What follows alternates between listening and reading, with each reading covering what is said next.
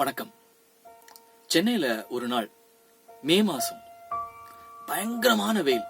உங்களுக்கு எல்லாரும் தெரிஞ்சிருக்கும். சரி, என்னடா செய்யறது இந்த சூட்டை தணிக்கிறதுக்குன்னு சொல்லி ஒரு லைம் ஜூஸ் குடிக்கலாம் அப்படின்னு சொல்லிட்டு லைமை கட் பண்ண போனேன். லைமை கட் பண்ண போனா நண்பர் ஒருத்தர் அப்பதான் கால் பண்ணாரு.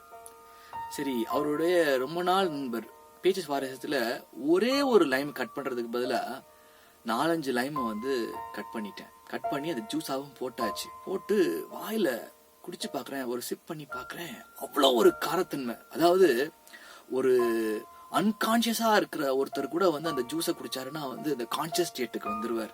அத மாதிரி அதோட காரத்தன்மையை வாயிலே வைக்க முடியாத ஒரு காரத்தன்மை. இது போலதான் உங்க வாழ்க்கையிலையும் சில விஷயங்கள், தவறான முதலீடுகள், நீங்க விட்டு தவறான வார்த்தைகள், தவறான ரிலேஷன்ஷிப்ல போய் நீங்க மாட்டிக்கிட்டது, இது மாதிரி நிறைய தவறான விஷயங்கள் செஞ்சிருப்பீங்கல்ல. உங்களையும் அறியாமல் நீங்க ஒரு நல்ல விஷயம் செய்யணும்ன்ற ஒரு ஆசையில ஒரு தவறான விஷயத்துல போய் ஒரு முதலீடோ இல்ல ஒரு ரிலேஷன்ஷிப்லயோ இல்லைன்னா ஒரு தவறான ஒரு ரிலேஷன்ஷிப் பிரேக் ஆகிறதுக்கான வார்த்தைகளோ ஏதோ ஒரு பெரிய விரிசல் விழுந்திருக்கும்ல. இந்த லைம் ஜூஸ் மாதிரி தான் அதுவும். அதாவது இதை நான் செஞ்சுட்டேன்னு சொல்லிட்டே இருக்கிறதுனால அந்த விஷயம், நீங்க தவறான செஞ்ச விஷயம் எப்படி இந்த லைம் ஜூஸ்ல இந்த காரத்தன்மையை ஆட் பண்ணிட்டோமோ அது எப்படி பிரிக்க முடியாதோ அது போல உங்களுடைய வாழ்க்கையில நடந்து முடிஞ்ச விஷயங்கள் அதை திரும்ப ரீவைண்ட் பண்ண முடியாது.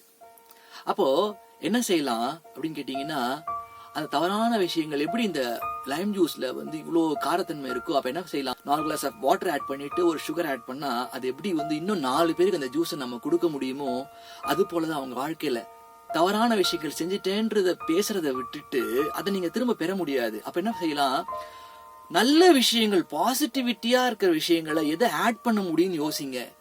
அதை நீங்க ஆட் பண்ணும்போது ஆட்டோமேட்டிக்கா அந்த தவறான விஷயங்கள் இருக்கு பாருங்க, சின்னதா ரொம்ப ஒரு மைன்யூட் ஆயிடும். பாசிட்டிவான விஷயங்கள் மிகப்பெரியதாயிடும்.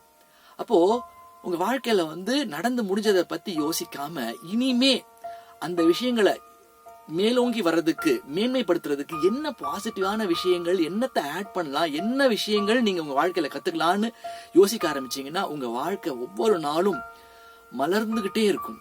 அதுதான் இந்த வீடியோட கான்செப்ட்ல நான் சொல்ல வரதே சோ எல்லாருமே வாழ்க்கையில பாசிட்டிவான விஷயங்களை ஆட் பண்றத பத்தி திங்க் பண்ணுங்க. நெகட்டிவா நடந்து முடிஞ்ச விஷயங்களை நீங்க ரீவைண்ட் பண்ணவே முடியாது.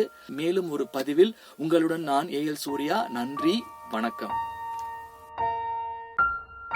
இந்த வீடியோ பிடிச்சிருந்தா லைக் பண்ணுங்க, ஷேர் பண்ணுங்க, கமெண்ட் பண்ணுங்க, சப்ஸ்கிரைப் பண்ணுங்க. சப்ஸ்கிரைப் பண்ணிக்கோங்க. அப்பதான் தொடர்ச்சியா போடக்கூடிய எல்லா வீடியோஸும் வரும். அடுத்த வீடியோ சந்திப்போம். நன்றி, வணக்கம்.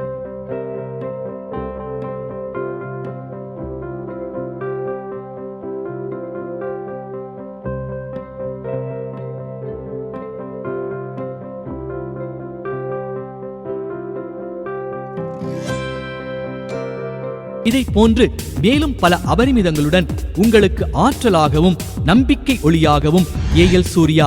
இந்த பதிவு உங்களுக்கு பிடித்திருக்கும் பட்சத்தில் இதனை உங்கள் நண்பர்களுக்கும் நல் உறவுகளுக்கும் பகிர்ந்து அவர்கள் வாழ்வை ஒளிரச் செய்து பிரபஞ்சத்தின் ஆசீர்வாதங்களை அபரிமிதங்களாக